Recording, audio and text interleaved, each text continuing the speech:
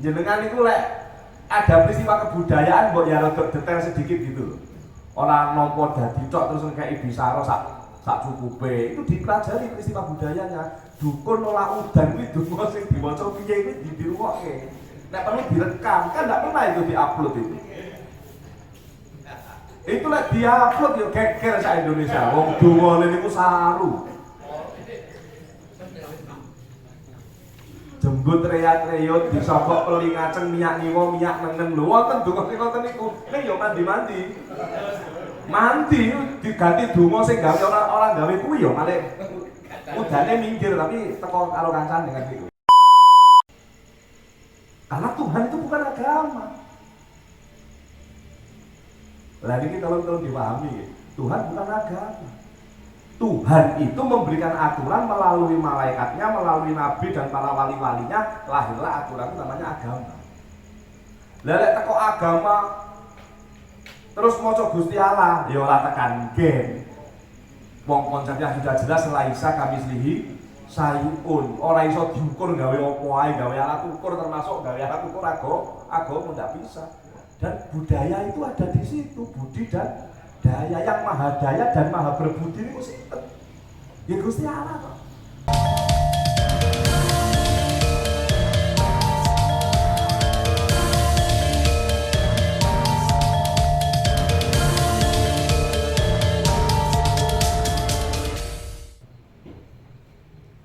Terima kasih. Jadi sangat luar biasa terkait Danang, yang mana ada dalam hak Danang sejati dan juga dalam Purbo Wasiso. Nah, kemudian mungkin sebelum nanti di akhir mungkin bisa dilanjut terlebih dahulu oleh narasumber berikutnya, yaitu Ki Ardi Purbo Antono. Kepada beliau waktu dan tempat dipersilakan. Sugeng dalu rahayu. Assalamualaikum warahmatullahi wabarakatuh. Alhamdulillah dalu menika saged makepal ingkang ketingal ingkang boten katingal menika mugi dadosaken spirit kangge kita sedaya murid-murid luri budaya Jawa ingkang nyoto-nyoto adiluhung. Salah satu ciri adiluhung iku napa umure pun boten kaluwan akeh. Kalau tadi disebutkan di abad ke-10 sudah ada prasasti yang mengkriteriakan sosok seorang dalang, maka sekarang sudah berapa ratus tahun usia wayang itu sendiri. Tentunya itu tidak akan bisa terjadi tanpa adanya campur tangan Sang Maha Kuasa. Tidak mungkin. Jadi karena para pelakunya, para pelakonnya atau para dalangnya itu suminde marangkan moho langgeng, sehingga setiap karya, setiap nafas, detak jantung, setiap ucapan, tindak sapecak, tembung sakecak itu mencerminkan keadiluhungan, kalau bahasa agamanya rahmatan lil alamin, welas asih dari Sang Maha Langgeng itu. Sehingga kecipratan atau kesababan dari Yang Maha Langgeng tersebut, angsare, bahasa Jawa angsare, aksarnya. Jadi wong Jawa ini kesusupan bahasa Arab di kata, baru namung titik kata. Termasuk angsar itu dari kata-kata Arab aksar atau sisa atau bekas dari apa itu, dari laku spiritual itu tadi, menjadikan karya-karyanya adiluhung, termasuk gamelan, mocopat, ritme-ritme, nada-nada yang diwariskan luar biasa. Dan Jawa Timur ini luar biasa. Kulo niku nembang gagrak Kilen, utawi Solo, utawi Jogja. Itu nek mboten dibarengi kali dong jinge Wirama gamelan kadose kurang jangkep. Ning nek Jawa Timur, mbok ora ning gamelan bawa pentahan utawa bawa garingan, itu suasananya, vibrasinya luar biasa. Itu bagi saya yang sering telinga ini melekat kepada dong jinge swara gamelan. Sehingga tadi eman kalau sampai mau coba Jawa Timuran, Kidung Jawa Timuran, Wetanan itu sampai hilang di telinga adik-adik, eman. Saya sendiri kepingin belajar, tidak gampang. Itu kemudian kalau berbicara tadi ada dalang, hak, dalang hak itu dalang sejati. Ono sing hak kudu ono sing batil. Dalang keadilan ini. Lah iya, benar saja. Maka muncul dalang kerusuhan, itu dalang yang batil. Dalang politik. Kalau politik itu tidak batil, politik ya gitu itu. Politik itu ya gitu itu. Jadi kalau berbicara benar dan salah jangan pakai bingkai politik, karena politik itu strategi siasat kok. Kayak wong main main karambel, kayak wong main sekat, kayak wong main ya pokoknya kartu dan sebagainya. Itu di situ ada trik, ada intrik, banyak hal yang harus kita perankan kalau sudah masuk ke dunia politik. Yang tidak beda kalau di wayang ada Sri Krishna, ada Patih Sengkuni. Itu tokoh-tokoh politik dalam dunia pewayangan. Jadi hanya dengan adanya Patih Sengkuni bisa melahirkan peristiwa besar Baratayuda Jaya Binangun. Itu salah satunya ya, salah satunya. Banyak peran lain yang menyebabkan Baratayuda Jaya Binangun itu terjadi. Sosok perempuan ada yang menyebabkan perang besar terjadi itu di Baratayuda itu adalah sosok perempuan. Jadi kalau ada sosok perempuan yang memiliki peran sangat kuat mendominasi kaum laki-laki, kalau kaum itu kan orang Meksi diokeh, kaum umat itu menjadikan sebuah perang besar itu di dunia pewayangan dulu sudah ada. Siapakah dia? Drupadi. Drupadi juga punya peran menciptakan perang Baratayuda itu terjadi, mewujudkan perang itu terjadi, mewujudkan apa itu kodrat itu sudah tidak bisa diwiradati malih. Jadi takdir Baratayuda itu salah satunya yang menjadi alatnya adalah Drupadi. Sumpahnya Drupadi, tidak akan mandi keramas kecuali dengan darahnya Dursasana dan sebagainya. Sumpah birawanya si Bimasena, tidak akan minum darah kecuali darahnya Dursasana. Itu terjadi. Maka kenapa orang Jawa ini di setiap detik pertunjukannya wayang itu ada dalang hak tadi itu, dalang yang menentukan. Ini kalau kita mengkaji adalah konsep tawasul. Konsep tawasul itu ada di sini. Ya tentunya di Jawa sebelum ada tawasul sudah seperti itu. Mengkaitkan sebuah peristiwa dengan peristiwa yang lebih dulu awal terjadi. Mengkaitkan sebuah peristiwa masa datang, masa depan dengan peristiwa yang sudah pernah terjadi. Diyakini hidup ini cokro magiringan. Ketika berputar itu nanti akan ada suatu fase yang pada titik tertentu itu akan terjadi lagi peristiwa seperti itu. Ini orang Jawa punya logika yang luar biasa. Sebetulnya ini kalau dikembangkan adalah sebuah bentuk kewaspadaan. Dulu pernah terjadi seperti ini, dengan gejala-gejala seperti ini. Jangan-jangan akan terjadi lagi. Nah itu kan titen-titene wong Jawa atau ilmu titene wong Jawa ada di situ. Itu sampai orang punya gawe wayangan, ada dalang sejati tadi yang menentukan lakon. Ya sing duwe gawe sing nanggap wayang. Dalang tak koma wis nggawa wayang lakone Pandhawa Dadu. Pami gitu utawa lakon Wirata Parwa bareng teko nggon, mboten Mas, lakone Gatos Wahyu Mangkunarama kemawon. Gelem ndak gelem ya lakon Wahyu Mangkunarama.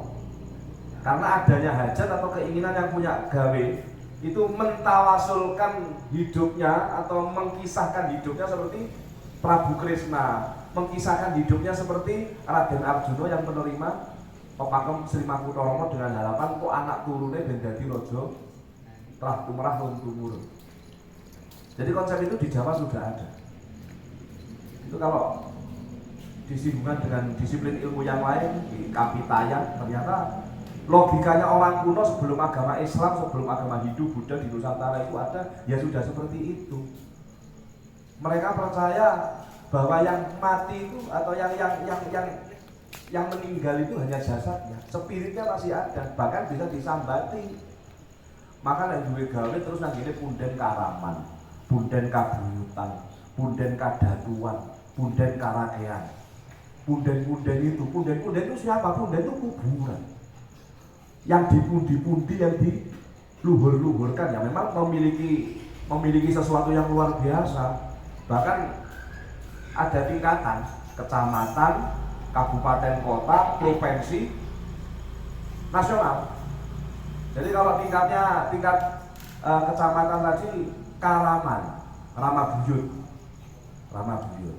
Kemudian tingkat kabupaten Karakean. Tingkat pusat Kadatuan. Datu itu ratu. Dan penentuannya ini tidak baik-baik, tidak ada. Dulu itu raja itu mewariskan tahtanya itu tidak berlaku di Nusantara. Mas Yoko anak raja nek pekok nek goblok ora payu. Loh iya, itu logikanya dulu seperti itu. Jadi tidak ada. Diturunkan kalau memang tidak benar-benar memiliki kemampuan, memiliki nilai lebih, ya tidak berani karena dititipi masyarakat sampai seorang pemimpin itu diawatarakan. Awatara Wisnu, awatara Siwa, Bathara Siwa, Sriranggara Jasa Sang Hamurwa Bumi. Iki awatarane Bathara Siwa, dewa. Awatara Wisnu dan sebagainya. Itu logika leluhur kita, sehingga kalau memang ada perhelatan atau ada pilihan-pilihan, ya memang ada gelanggang tanding yang teruji, yang terukur, dan itu tugasnya kaum Brahmana. Maka itu kaitannya dengan pulung atau wahyu tadi itu. Jadi kalau orang dulu mau punya gawe itu datang ke kabuyutan, Karaman, ke Kadatuan untuk Mbah, intinya kula ajenge duwe gawe panjenengan sing sampun idek kalau sing maha taya tan kena kinaya ngopo yang tak terhingga itu, sampaikanlah hajat dan maksud saya ini supaya hasil maksud wujud. Sudah seperti itu. Jadi tak durunge ana wong NU, tak durunge ana wong Islam, biyen wis ana tahlilan, tawasulan, itu sudah ada. Cuma caranya cara Nusantara. Gitu. Jadi kalau sampai orang Jawa itu dipisahkan dengan leluhurnya, ya cari masalah memang. Coba saja kalau ada Islam yang transnasional atau Hindu yang transnasional atau yang Buddha sekalipun yang transnasional. Wong ketika masuk di Nusantara ini semua berkolaborasi kok. Islam Timur Tengah itu di tanah Jawa dadine ya terus Islam Nusantara. Gelem ndak gelem ya tahlilan, gelem ndak gelem ya apa-apa, gelem ndak gelem ya tumpengan, seperti itu. Yang terjadi seperti itu. Ogoh-ogoh. Nggih. Terus nek wong Hindu, bolo-bolo Hindu tengene Tengger itu ada apa itu? Perayaan ogoh-ogoh dan sebagainya. Itu banyak hal yang tidak sama. Hindunya orang Jawa dengan Hindunya orang India juga tidak sama. Banyak hal yang tidak sama. Lah kecenderungannya ini pendapatnya Al-Maghfurah guru saya Romo Yai Agus Sunyoto. Cek gak dikira kula iso dhewe mboten kula duwe guru. Jadi beliau nanti jauh. Agama mayoritas Hindu di Nusantara dulu itu bukan Hindu Wisnu tapi Hindu Siwa. Karena logikanya itu menuju skala itu tan kena kinaya apa itu masih diikuti sama orang-orang kapitayan, itu masih bisa masuk logikanya. Kalau kembali kepada Wisnu, awataran Wisnu adalah Tuhan itu sendiri. Ini kita tidak mundur, kita tidak mikir. Tapi kalau di sini ada Siwa, ada Paramasiwa, ada yang Niskala. Niskala itu sampai Gusti Allah.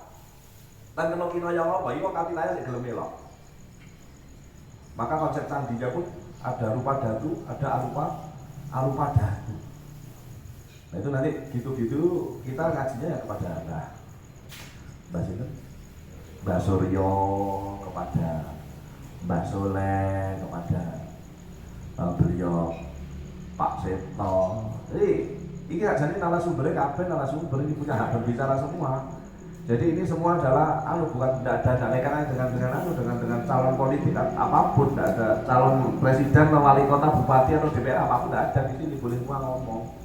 dari background masing-masing. Karena ini peristiwa kebudayaan yang harus kita apresiasi 59 kali non-stop pada saatnya, artinya pada waktu yang ditentukan saben malam bulan purnama. Di dalam padang bulan Pak Desoleh bersama santrik-santriknya itu mengadakan acara rutinan seperti ini. Orang tahu ngelewuti Nun Sewu, orang tahu ngelewuti Pak Bupati, orang tahu ngelewuti Pak DPR, orang tahu ngelewuti wis ora tau ngliwuhi pokoke wis lillahi ta'ala, lilo legowo. Dan ini pergerakan yang harus diapresiasi karena tokoh-tokoh semacam ini akhir zaman sudah banyak yang punah. Tidak ada zaman sekarang yang tanpa kepentingan, semua berkepentingan. Semua berkepentingan sampai dodol obat ae nggowo agama. Habatu saudah adalah obat dari segala penyakit kecuali kematian. Ditemplek ning botol obat, terus didol. Ini didol layaknya obat yang gitu. Itu banyak hal yang harus kita apresiasi loh. Leluhur kita itu mengajarkan tidak seperti itu. Brahmana itu nggak boleh berdagang, hanya mulang muruk. Kesatria pun nggak boleh berhitung untung dan rugi, adanya hanya pengabdian kepada bangsa dan negara. Wong sampai kalau ada satrio duwe dunya bronoe asor derajatnya dadi satrio panten. Ini yang luar biasa kan kalau kita kerso sinau, kerso ngobrol, kerso serasean, pepanggian, napa niku nyuwun dawuh dumateng beliau-beliau para mulia itu. Loh, kita Mojopahit itu pepakome Manawa Dharma Sastra. Niku nek sakniki awake dhewe maca dikira wong Hindu Dharma. Padahal zaman Demak Bintoro, Utara Manawa Dharma Sastra itu menjadi angger-anggering Surya, angger-anggering Surya Ngalam. Kamu pun Demak Bintoro itu dipimpin oleh seorang sultan dan dibingkai oleh para wali songo. Itu pengembangan kitab undang-undangnya saja mengambil dari pakem yang sudah ada, Utara Manawa Dharma Sastra. Urusan banyu iki apa? Urusan kan wonten sampai ojo ngantek banyu iki kecipratan getih. Nek ngantek banyu iki kecipratan getih dadi walake wong sak desa. Sehingga diatur juga penggunaan air, nggak boleh dimiliki oleh perorangan. Siapapun boleh menggunakan air. Air itu milik kehidupan, bukan milik perorangan, kerajaan atau rojo atau satrio atau golongan tertentu tidak. Itu aturan kuno. Jadi wong Kediri ning Malang ngombe itu. Wong Kalimantan ning Malang ngombe itu, tidak ada masalah. Itu zaman kuno dulu sudah seperti itu. Di situ dijelaskan tidak boleh saling membunuh di wilayah sumber mata air. Jadi tempat konsolidasi kebangsaan atau merajut kekuatan, merajut apa itu? Persatuan dan kesatuan salah satunya adalah titiknya air, mata air kehidupan itu tadi. Maka itu selalu wong Jawa diulik-ulik. Ono ruwat sendang, ono ruwat banyu dan sebagainya. Luar biasa loh, dulu wong gegeran itu rampungnya perkara lagi digoten sendang. Nah itu. Termasuk Bondayuda. Okay. Leluhur kita dulu itu tidak kenal istilah ngalah tuh ya Agus. Karena dicari di apa itu di kamus kawi itu istilah ngalah itu enggak ada. Mek perang niku pralaya atau jaya. Jaya menang, pralaya mati. Jadi konsepnya nek ten wayang kalau mogo bondo, kalau miwah kudoro. Mek perang ora tahu gelem kalah nek musuhe mati. Jadi tidak ada istilah kalah itu. Tidak ada istilah kalah. Itu kembali lagi kesusupan basa timur tengah ngalah tumuju Allah. Lek ngawang tumuju awang, ngajeng tumuju ngarep, ngaceng tumuju kenceng kan gitu. Cengnya ceng pikir tuh. Lha wong Jawa kuno biyen mboten enten sing sami. Bahkan donga nih jenengan warga pemirsa napa niki Pajak TV. Pagak TV. Jenengan niku lek ada peristiwa kebudayaan mbok ya rada detail sedikit gitu loh. Orang nompo dadi tok terus ngekeki bisara sak sak cukupe. Itu dipelajari peristiwa budayanya. Dukun nolak udan itu donga sing diwaca piye iki dirungokke. Nek perlu direkam, kan enggak pernah itu diupload itu. Itu lek diupload yo geger sak Indonesia. Wong dongane niku saru.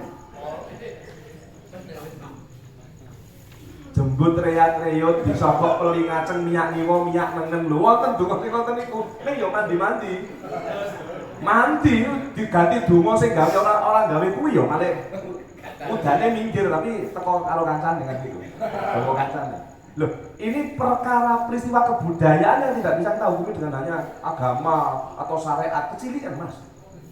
Kalau berbicara kebudayaan itu luas. Kalau sudah berbicara kebudayaan itu agama di kono dibahas, adat istiadat dibahas, cara hidup dibahas, budaya apa itu seni dibahas. Sampai sama Kuncoro Ningrat dirumuskan 7 unsur kebudayaan. Sama beliau Romo Yai Agus Sunyoto dimunculkan ada strategi dakwah Sabta Wikrama. Jadi nek bahas peristiwa budaya dengan hanya satu frame kacamata agama tidak rampung. Karena kalau kita lebih gelem jerok ning maneh nuwun sewu, budaya dari kata budi dan daya. Tek sapa iku? Nek Gusti Allah, lho Gusti Allah kok mau kan gawe agama ya gak cukup. Karena Tuhan itu bukan agama. Lah iki tolong dipahami, Tuhan bukan agama. Tuhan itu memberikan aturan melalui malaikatnya, melalui nabi dan para wali-walinya, lahirlah aturan itu namanya agama. Lelek teko agama terus maca Gusti Allah, ya ora tekan gen. Wong konsepnya sudah jelas laisa kamislihi sayun. Ora iso diukur gawe apa ae, gawe alat ukur termasuk gawe alat ukur agama ndak bisa. Dan budaya itu ada di situ, budi dan daya. Yang maha daya dan maha berbudi itu sinten? Ya Gusti Allah kok. Oleh kaum santri kuloke buka meneh Asmaul Husna. Itu di situ ada sifat-sifat apa itu akoid sekatnya dibaca lagi. Itu kan sudah ketemu semua. Jadi ngomongin kebudayaan kalau hanya dengan satu frame kacamata agama gak dadi. Andai kata dadi kurang sampurna gitu. Maka dilengkapi dengan piranti-piranti yang lain. Nah, gitu. Jadi peristiwa kebudayaan di Nusantara termasuk wayang itu sampai dipiji bahwa dalang itu utusane Gusti. Wong pilihan. Ini luar biasa Pak Soleh, Mas Didit, Yai, sedulur-sedulur. Peristiwa yang luar biasa di zaman globalisasi itu kebangkitan kebudayaan akar rumput ini tidak sengaja mengikuti perkembangan itu. Jadi seimbang. Nek globalisasi ini 10, kebangkitannya juga 10. Globalisasi ini 1000, kebangkitannya 1000. Dan itu mereka tidak sadar bahwa tujuan globalisasi adalah memutus akar rantai kebudayaan itu. Dengan adanya gadget, dengan adanya apa itu piranti cerdas yang namanya HP, WhatsApp, internet, YouTube dan sebagainya, Instagram, Twitter dan sebagainya. Itu kan supaya anak-anak generasi muda ini mudah untuk digerakkan oleh kepentingan si pembuat itu. Pembuatnya siapa? Yang jelas itu wong Jawa. Pembikinnya orang asing kan gitu. Kalau konsepnya kita punya oke lah, tapi sehingga realitanya bukan orang Jawa. Kalau konsepnya kita punya oke lah. Wong biyen numpak pesawat, nggih. Jakarta Malang enak jam setengah, biyen ono Sepia. Ini kan konsep kulo juga ada.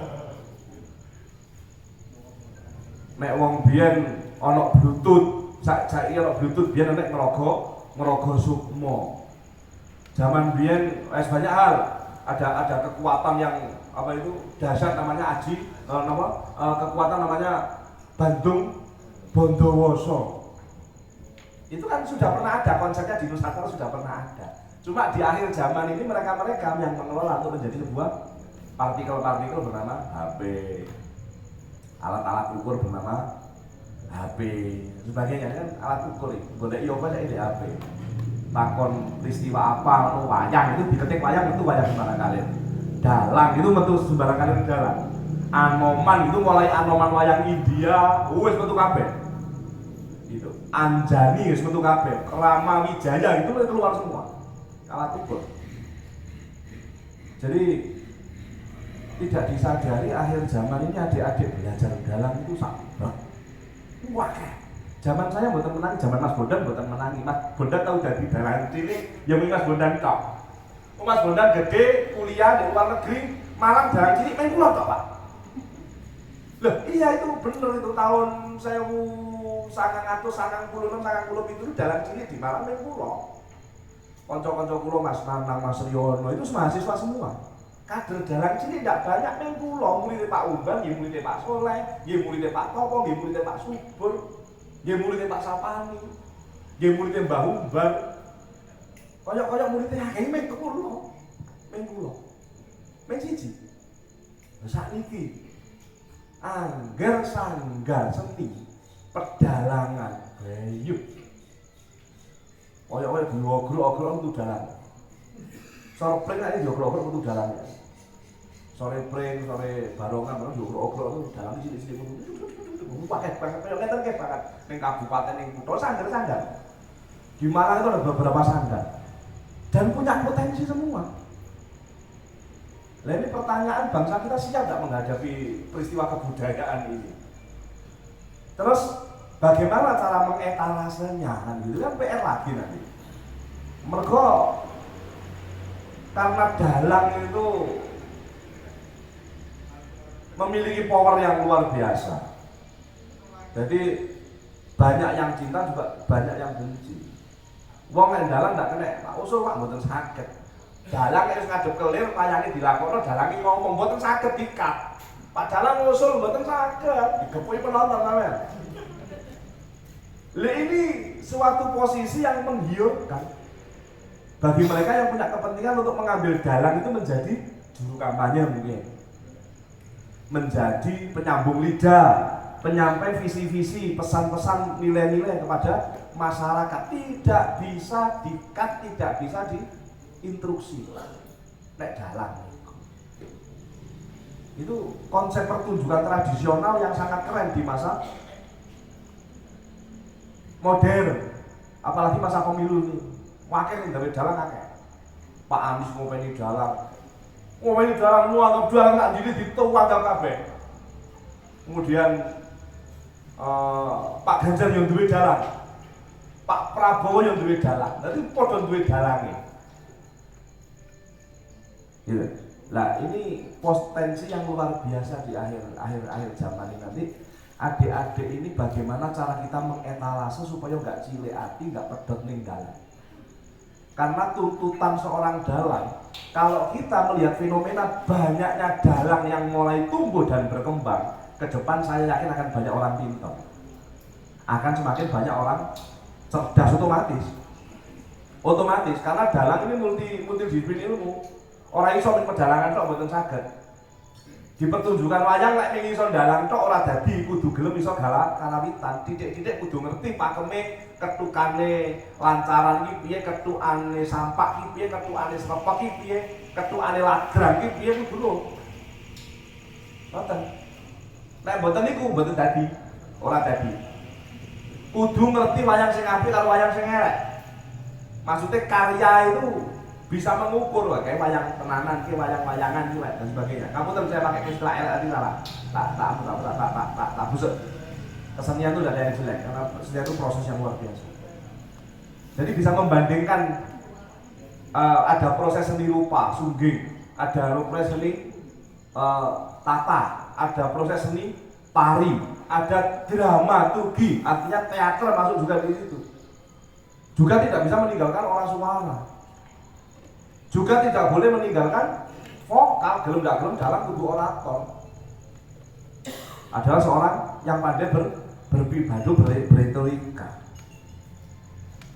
Dalangnya pelo ora dadi, lupa kena ngomong ra cetha ya ora ditanggap. Iki lek nyampe informasi, nggih kudu cetha. A yo A, B yo B, yo O yo O. Harus jelas. Artinya saya yakin ke depan bangsa ini akan diisi oleh generasi-generasi cerdas. Tinggal bagaimana kita mengarahkan. Tinggal bagaimana kita mengetalase. Piye carane bocah-bocah iki mau ndak putus asa njur dalang kabeh. Ya gak mungkin. Gak mungkin. Piye carane ben dadi yo kabeh ndak mungkin. Maka bekal kesenian ini jangan punya harapan aku nyekolake anakku dari dalang ben nyambut gawene dadi dalang laris kaya bapaknya. Jangan situ orientasinya.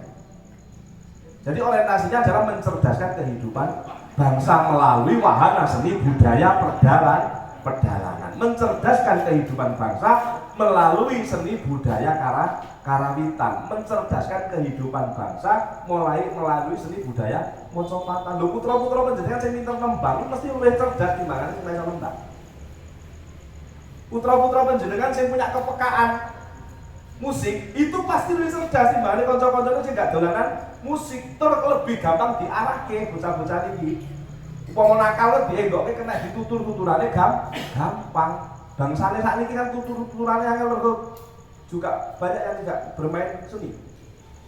Jadi seni ini adalah alat untuk menyelesaikan masalah kemanusiaan juga. Ayo saat ini belajar ngendang. Orang iso ngendang sak karepmu dhewe mergo kowe digugu karo bonang, digugu karo gong. Ora wayahe drang aja drang bendhok kancamu kowe. Ya dibendhok kancamu. Terus kendang ya ora iso miwiti nek dalange urung tok ora iso. Ndak iso ini terjadi hubungan silaturahmi yang luar biasa. Sing demung ya ndak oleh protes karo sing ngendang, sing ngendang gak iso protes karo sing bonang. Tidak saling protes tapi saling mengisi, saling berinteraksi satu sama lain. Jadi itulah fungsinya pendidikan seni. Jadi negara ini kalau sudah kehilangan rasa seni, sudah kehilangan citra budaya, bahaya. Ibarat mobil tanpa radiator, yo melaku tapi yo kan jeblok. Maka saya sempatkan hadir di momentum-momentum semacam ini, nyarangi beliau-beliau mulia. Ini orang-orang mulia. Saya yakin, aku yakin. Ini nek zaman Mojopahit biyen Pak D Soleh pasti akan ada arcanya. Lu nggih nek Mojopahit biyen ngono. Nek zaman Mojopahit biyen Mbak Sur mesti digawe reca. Mesti digawe reca. Karena orang-orang istimewa, kalau foto, ketika tidak ada foto ya arca yang dimunculkan untuk menyambung wasilah tadi, spirit. Kalau kita mau cinta kepada Kanjeng Nabi, kita harus sholawatan, kita harus baca manaqib Syekh Abdul Qadir Jilani untuk bersambung kepada para wali-wali di Nusantara, manaqib Wali Songo. Kemudian ada manaqib kebangsaan. Kita menghadirkan spiritnya Bung Karno, kita menghadirkan spiritnya Pangeran Diponegoro. Maka peristiwa karnaval itu juga penting. Agustusan itu juga penting karena memulih spirit itu dikembalikan pulang. Negara ini butuh sosok Bung Karno. Negara ini butuh sosok Pangeran Diponegoro. Bahkan negara ini masih butuh sosok Prabu Kertanegara. Negara masih butuh sosok Patih Gajah Mada. Kita nggak mau kehilangan beliau-beliau itu. Maka selain para penulis, para sejarawan itu menuliskan kembali dalam bentuk dongeng, dalam bentuk apa? Untuk menghadirkan kembali spirit juang beliau-beliau mulia yang sudah melampaui kehidupan sebelum kita. Nah, termasuk Mbah Soleh ini membuat acara padang bulanan yang nanti ujungnya adalah berdoa bersama di candi tadi jago. Orang kok nyembah watu. Nah ini tolong dijelaskan ini kepada orang-orang kanan kiri yang ini mengajarkan kemungkaran, kesirikan. Keliru sampean. Ini menghadirkan spirit kembali. Memang kita belajar Prabu Wisnu, gitu? Wardana itu apa kehebatan beliau? Kita mengkaji Prabu Kertanegara, apa hebat banget. Hebat banget jalan Prabu Kertanegara itu, Nusantara itu luas ya. Bahkan beliau sudah melakukan perkawinan politik sehingga ekspansinya siapa? Orang-orang dari Cina sana Mongol itu tidak sampai ke Nusantara ya, karena kecerdasannya Prabu Kertanegara membingkai kekuatan-kekuatan yang ada di Nusantara yang kita kenal dengan Cakrawala Mandala Dipantaranya itu kalau kita tidak hadirkan kembali kan emang-emang. Maka penting. Peristiwa semacam ini penting. Tidak politik tok ae dunia ini sini enggak. Ini peristiwa ini adalah politik kebudayaan, politik kebangsaan yang harus kita utamakan juga untuk mengajak generasi muda cinta kepada leluhurnya. Ini yang menjadi ancaman globalisasi. Tapi semakin kita digencet, hukum alamnya kita akan semakin tumbuh. Anak-anak itu dijauhkan dengan jalan kepang, dengan caploan, dengan rampak dan sebagainya. Saiki gak iso. Angger arek cilik seneng bantengan. Angger arek cilik seneng rampakan, seneng jalan kepang. Gara-gara apa? Buka YouTube. YouTube itu produksinya sapa? Lah itu. Jadi globalisasi itu melahirkan kebangkitan Nusantara, mengambilkan masalah kebangsaan yang tidak mereka sadari. Jadi ini hukum alam. Salah satu bentuk penjagaan semesta, penjagaan Tuhan pada semesta kehidupan di alam ini. Saya kira seperti itu yang bisa saya sampaikan. Kita koreksi, monggo saling memberikan inspirasi karena di sini bukan narasumber yang ada, karena kita semua adalah sumber. Kita semua adalah sumber dan kita kenal di Nusantara ada istilah banyu sudana, menyampur berbagai macam mata air. Ketika air itu berdiri sendiri, tidak memiliki daya penguatan, tidak memiliki daya pengobatan, bahkan tidak memiliki daya senjata lindung. Tapi ketika banyu ini dicampur dan didoakan bersama-sama, jangan coba-coba. Bisa mendatangkan air besar yang namanya tsunami, bisa membulak bumi menjadi, itu ilmu-ilmu kelurahan Nusantara yang masih tokcer kalau kita mau melakukan. Namanya banyu sudana, bumi sudana. Pak Jokowi kemarin melakukan itu, diakui dan tidak. Setelah Pak Jokowi mencampur air dan mata air di IKN, corona itu pelan-pelan menghilang. Diakui dan tidak, itu mesti kebudayaan dong, balik yang dukun akhirnya. Terus orang masker meneng, orang jaga jalan, balik yang dukun loh. Gubernur-gubernur bupati suruh membawa air di penjuru mata air yang ada di daerah masing-masing untuk dicampur di IKN, dan itu terjadi dan memiliki daya lindung. Coronanya pelan-pelan menghilang. Wallahualam. Jadi kita belajar di sini adalah belajar titen-titen. Kita belajar di sini adalah belajar kebudayaan yang harus dengan sudut pandang banyak, tidak hanya artinya perspektifnya tidak hanya bisa menggunakan kacamata agama atau kacamata, nggak bisa, harus banyak kacamata. Maka dari kacamata-kacamata yang ada ini atau mata-mata yang ada, sumber-sumber yang ada ini semoga akan memberikan sumbangsi atau pemikiran-pemikiran yang baik demi lestari dan kemajuan kebudayaan di Kabupaten Malang pada khususnya Indonesia pada umumnya. Matur suwun kangge kula. Assalamualaikum warahmatullahi wabarakatuh.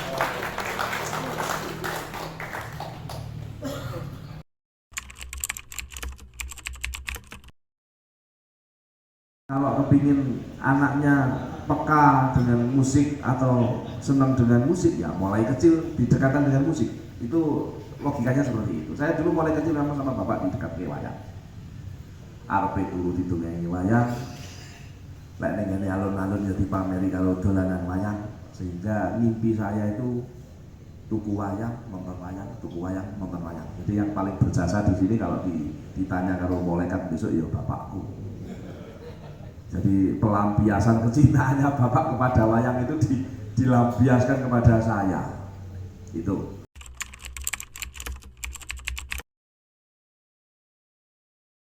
Kemudian kalau bertanya tentang bagaimana seorang dalang mensikapi zaman adanya wayang pakem klasik, nek Kurawa kuwi digawe kala Pandhawa ora trimo. Utawa kok Pandhawa menang terus ya ora trimo. Makanya Pandhawa ya digawe sering kalah.